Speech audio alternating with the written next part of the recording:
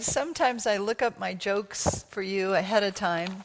And sometimes I'm going out the door going, oh, I wanted to bring a joke. And then that's when they're a little more marginal. So I have one of those today. It's a little more marginal. A man was driving home with his wife one afternoon on a country road, and he was speeding. And so a highway patrolman spotted him and pulled him over and walked up to the window to interrogate him. And he said, do you know I clocked you going 100 miles an hour? Why are you speeding? And the man says, oh, it was an emergency, officer. And his wife's sitting in the passenger side. No, it wasn't. You just wanted to get home in time to watch the football game. And he said, did you know, the officer said, well, did you know that your taillight is broken? He goes, really? No, I didn't know that. And the wife says, yes, you did. It's been broken for months. So the highway patrolman said, well, did you also know that your tags are expired? And the man says, oh, rats, somebody must have stolen the tags. And the wife says, nobody stole them. You're just too darn doggone lazy to get down to the car and get it re-registered. Yikes. So finally the man looks over at her and says, doggone it, can't you just keep quiet? At which point the highway patrolman says, ma'am, does he always talk to you like this? She says, oh no, only when he's drunk. Oops. Oops. All right, there you see, I told you it was marginal. Because they're, well, I don't need to dwell on that. So as I said to you, Advent is a season of preparation for the light. And our Advent book has so many beautiful ideas in it that I wanted to share the welcome part with you so that we could get the feel for the Advent season. It says the Advent season often brings out the best in people. It is the season of the coming of the light. That's Advent means the arrival of the light. The coming of Christmas provides the opportunity and occasion to show up as who we truly are, spiritual beings having a human experience who know that in essence we are one. We're all one. Light is an integral part of Advent. We celebrate the coming of the light in the form of the Christ child. The story of Jesus' birth is resplendent with images of light, from the Star of Bethlehem shining in the night sky to the shepherds tending their flocks when the glory of the Lord shone around them. And I always love to, when I go to art museums, I love to look at the ancient art with all of I just love all that early Renaissance painting with the saints with that, round halo of light around their heads. That light, that glory shone around them. Love is also central to the Christmas story. The birth of Jesus signaled the arrival of courageous, inclusive love. Don't we need that now? In America, everywhere in the world. Courageous, inclusive love. His message and ministry changed the world and continues to change our lives today. This Advent season, may you and your loved ones be steeped in love and light. May you experience the joy and wonder of the holidays. May you heed the call of the Christ Spirit in your own heart to be an expression of understanding and compassion in our world. And then it's love and blessings, your friends in unity. So they're blessing us this morning. Advent is a season of preparation and anticipation for something extraordinary. If you're brand new to spiritual awakening, it's the very birth of the Christ consciousness within you. For all of us who have been in the room or in New Thought or in Unity faith traditions for years, it's the rebirth. It's the rebirth. We never say in Unity that you're born again, into this one-time awakening of the Christ. What do we say? You're born again and again and again. It's a continual rebirth and awakening, but we just celebrate it at Christmas more than and Easter in the resurrection. Those are kind of the two signature milestones. But it's a time to ready our hearts and lives for spiritual rebirth. And Advent begins the fourth Sunday before Christmas, which is today. It's faith. Next Sunday is peace, and then joy, or love, and then joy on Christmas Eve day. So this week we look to strengthen our faith And one aspect of faith is believing without first seeing, isn't it? Believing without seeing. And at Christmas time, especially each year, we're invited to suspend all that rational thought that has to know the who, what, when, where, why, and analyze everything. And we're invited into the miraculous world of belief. That angels sing, and that shepherds follow stars, and stars appear in the sky, and kings bow down, and all of that stuff happens. So this Christmas, in our series this month, we're looking at the meaning of all those symbols of Christmas to see how they can help us awaken to our birth or our rebirth of the Christ presence within. Last week, we looked at the symbol for light, and we looked at the star, and we looked at the wise men. And today, you may guess that because from the hymns, that we're looking at angels and shepherds and their spiritual meaning and power to awaken us to the rebirth.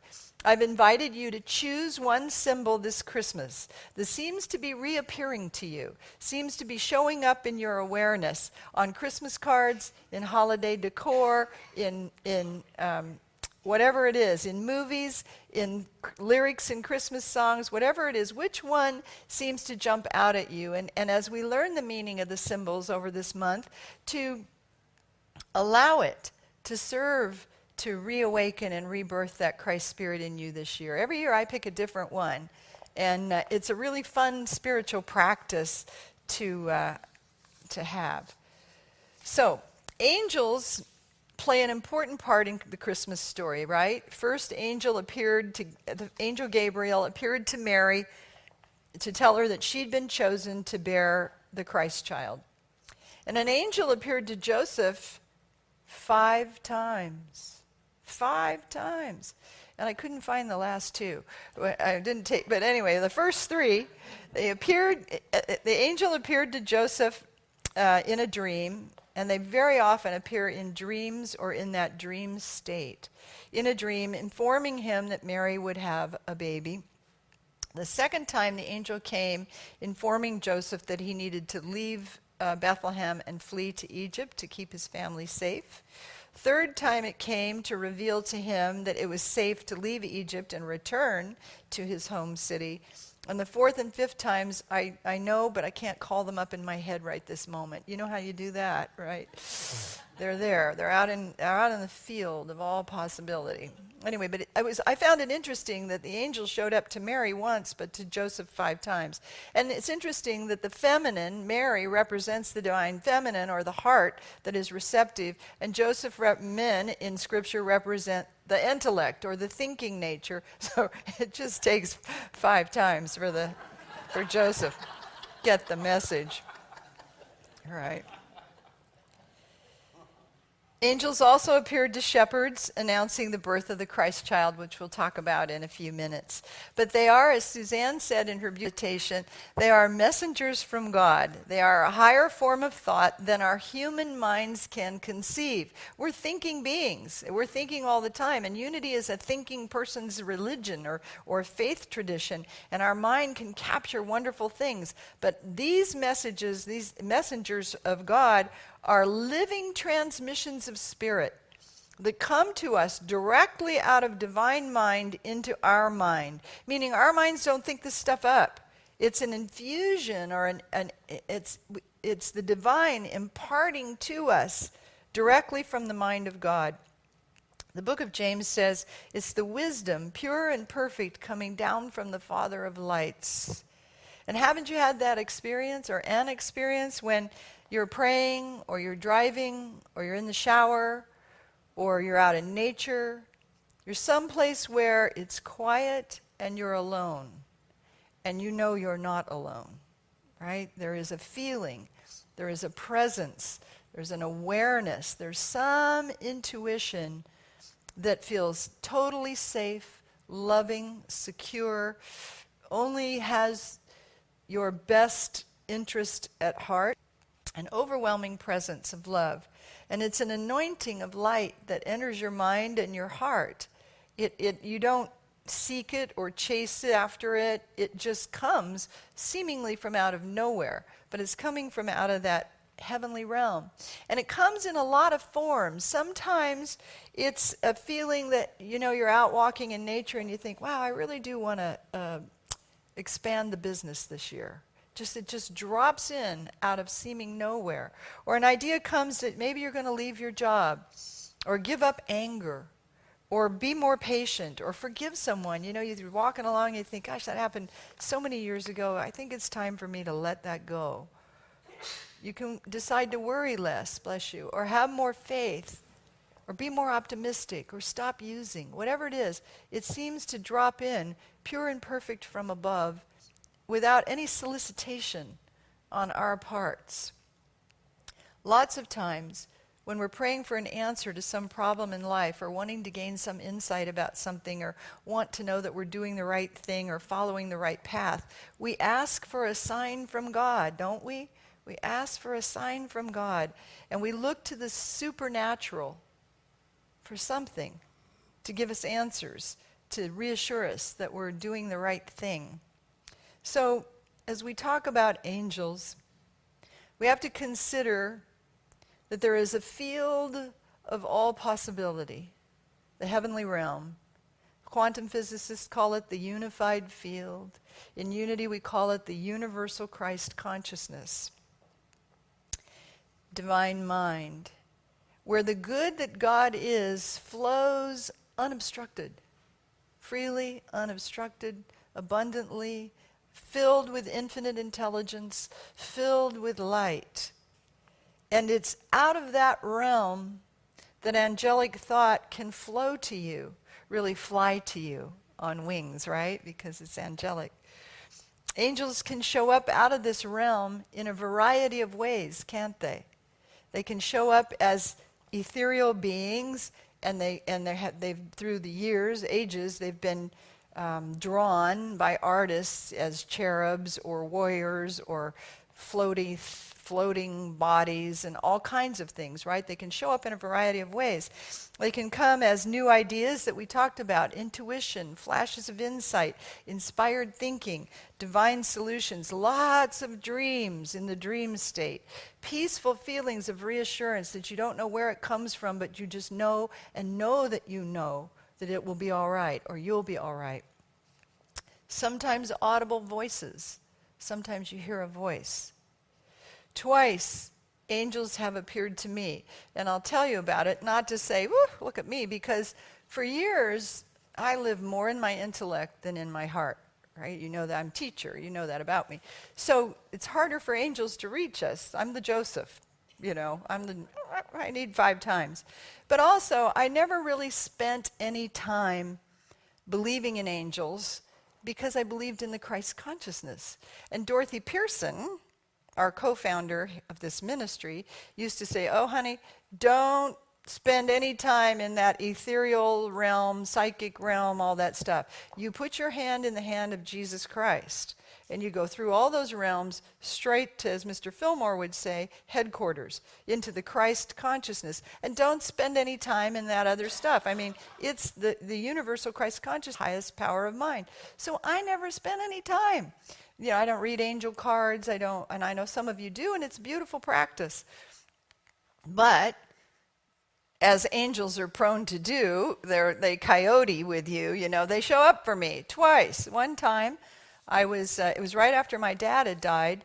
I was in bed asleep, and all of a sudden, I was awakened by this little cherub angel. Now, you know the cherub ones, they look like infant babies with little short wings, right? It's just, boom, comes in the room, through the wall, through the sliding glass door, to the foot of my bed, and he's hovering there. And he's really, it's like he's not supposed to be there, but he's been sent to deliver this message, and he's just like, wake up, wake up, wake up. And so I'm awakened, and at the foot of my bed, there's this cherub angel fluttering anxiously.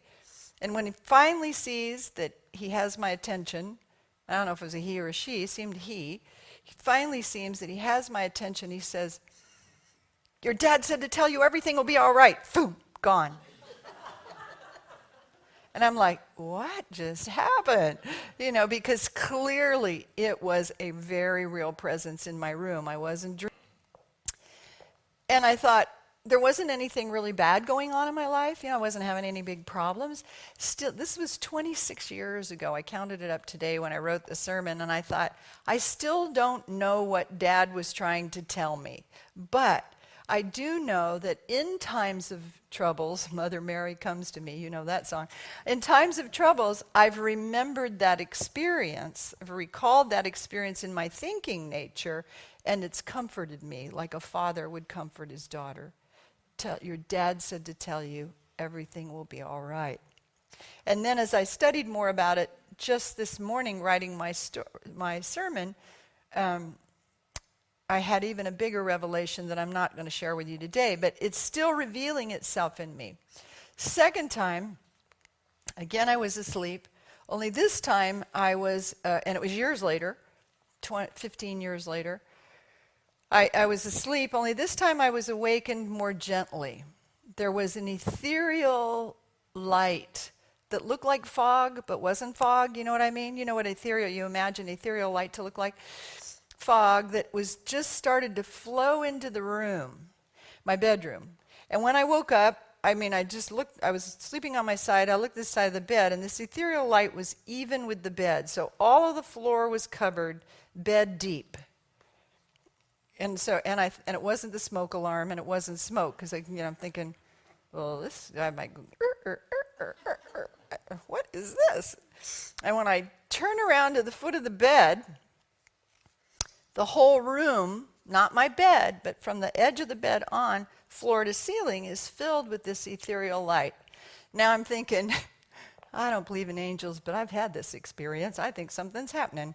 So I wake up enough to look up, and in this wall of ethereal light comes this face, begins to lean through the light. The face is very tall, 7 feet tall, very muscular, very masculine. And as this face comes through with this curly hair and this strong jawline and thick neck, broad shoulders, just begins to lean through, and then I see a wing, one of those long wings that drops to the floor. And I'm in my bed going, I can't believe this is happening again. But I'm being very still because I think I'm going to get some spectacular message, right?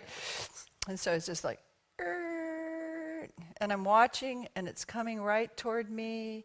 And it only gets so far that I can see the wing to see that it's an angel. He never speaks, but he transmutes to me silently, non-verbally, everything will be all right. And then he leans back into the wall of mist and is gone. Now, again, there wasn't anything particularly bad happening in my life, but this time I got out of my bed, and I have a chair next to my bed that's my prayer chair, and I sat in the chair and I tried to call him. Wait, what did you mean? Come back, finish the sentence, anything, give me a clue. You can't call them back. You can't call them back to you. You can't call them to you. It's in that dream state, which is absolute surrender. And I don't mean sleeping at night dream state. You know what I mean. It's that universal consciousness that when you're in that totally receptive, surrendered state, that there's an ability to reach you. Later on, I remember I was curious enough about this that I thought, well, that was one of those 7-foot tall big angels with the long drop wing. And I remember John Travolta's movie, Michael. So I went upstairs and got into my metaphysical Bible dictionary to look up Archangel Michael. And I looked up both. I looked up cherub and angel. So cherub represents the attributes and majesty of God. A cherub stands for an unfettered truth of being which must always be present in the Holy of Holies within us. Majesty of God, okay. Michael, he who is like unto God, assimilated of God, see, assimilated, he's coming out of God, who is like expanding power, one of the chief princes who came to help Daniel, leader of the heavenly army that wars against the dragon. Metaphysically, he is divine inspiration and a realization of the all-conquering power of God. So twice, majesty of God, power of realization of inspiration, and power of God.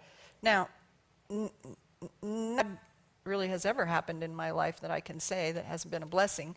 But in those moments when I get in those situations, I think back to that power that surrounds and protects and loves and governs. And the same is true for you, whether you see them. I don't share that with you to say, oh, gee, I've had these experiences, because I know many of you have had similar experiences. They're in our Christmas message here. If angels are showing up for you in nativity scenes and Christmas cards and all of that, or if you're longing to have an answer or reassurance about something, I can share with you that this connection is very intimate and very real. But you cannot call it to you. You can only become open to experience, to allow them to flow to you, and they will, and they will. So if angels are your thing this season, I'm going to know that you're going to experience it in some way. And as you stay devoted, this is the training I think that they offer us, as you stay devoted to that prayer time and stay listening and stay open, what eventually is revealed is Christ in you, the hope of glory. And it is that spiritual rebirth of the Christ presence that's awakened in you. That's what they're ultimately bringing, that message and that offering. I am the Christ of God. The Christ presence within you comes in, and when you experience that, it changes everything. Everything. And I think many of us are here because we've had that experience. The shepherds. The shepherds were the first to receive the news that the Christ child had been born. The angels came singing to the shepherds, right? So they saw angels. But the shepherds did something that was very noteworthy, that many of us need to practice more of. And that is, they responded very quickly by starting on a journey. They didn't go, what do you think that one? What do you think that is? They didn't do like I did, sit up in bed and go, what? They followed very quickly to find the Christ child. They had developed a spirituality that recognized immediately divine revelation and acted on it. So many times we get these divine inspirations and divine ideas, but we don't act on it. So if you need a kick in the pants this Christmas season, the shepherd is your image, is your symbol this year. They lived in vast open spaces, right? Here we go again, in the field of all possibility. The quantum physicists called it the unified field.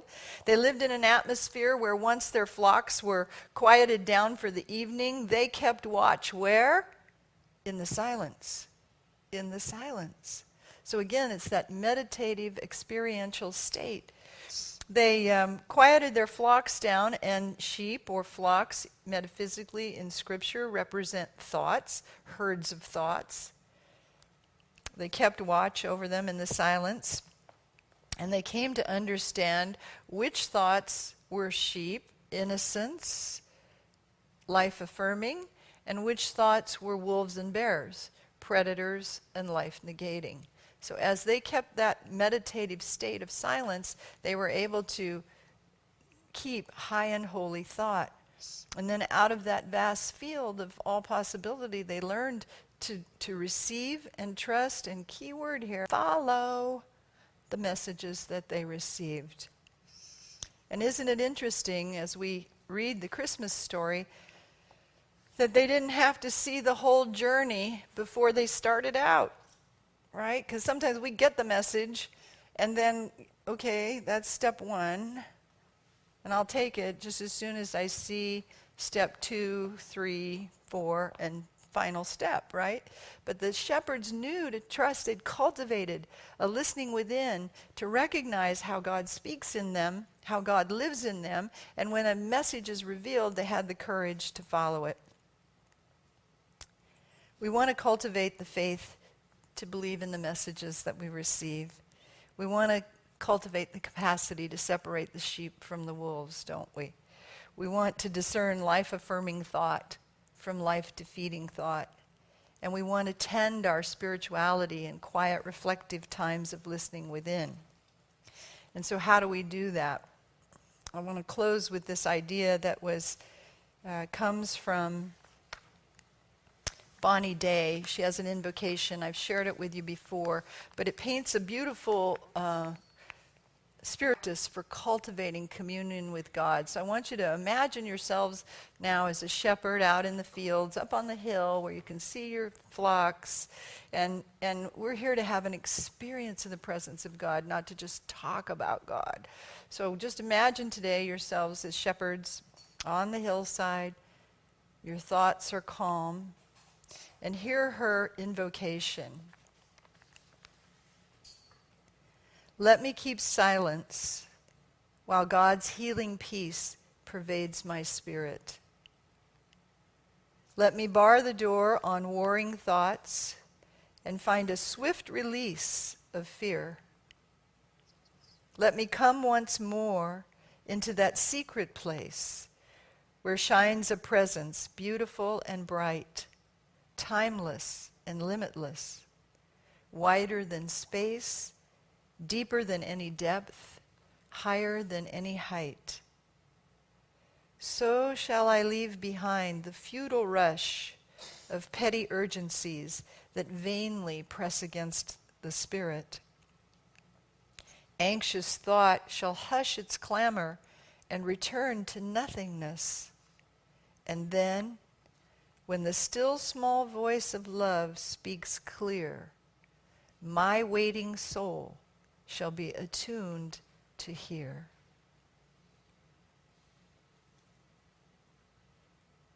Can you feel that inside yourself, that depth of stillness? Let me keep silence while God's healing peace pervades my spirit. Let me bar the door on warring thoughts and find a swift release of fear. Let me come once more into that secret place where shines a presence, beautiful and bright, timeless and limitless, wider than space, deeper than any depth, higher than any height.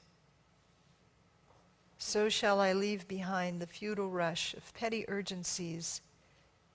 Anxious thought shall hush its clamor and return to nothingness. And then, when the still small voice of love speaks clear, my waiting soul shall be attuned to hear. Charles Fillmore, our co-founder, gave us his invocation. I am now in the presence of pure being, immersed in the Holy Spirit of life, love, and wisdom. I acknowledge thy power and presence, O blessed Spirit. We want to develop the capacity to hear angelic messages. We want to spend time in regular communion with God, and not the communion where we do all the talking and it's all one way. Angels are living transmissions of spirit, as we said, directly from the mind of God into your mind. And shepherds have developed a spirituality that recognizes, trusts, and follows what's revealed. The journey to the birth of the Christ in the Christmas story is a journey to your best life and your greatest potential. And for a few days every year, we're invited to suspend all that rational stuff and get into the miraculous realm of belief. This Christmas, I encourage you to choose a symbol that works for you and let it be a message of hope and faith in you. Let it pervade your spirit and bring you into the secret place of the Most High, where shines that beautiful and bright. And then let the Christ of God be born in the manger of your heart. And that's Christmas, my friends. God bless you, and thank you.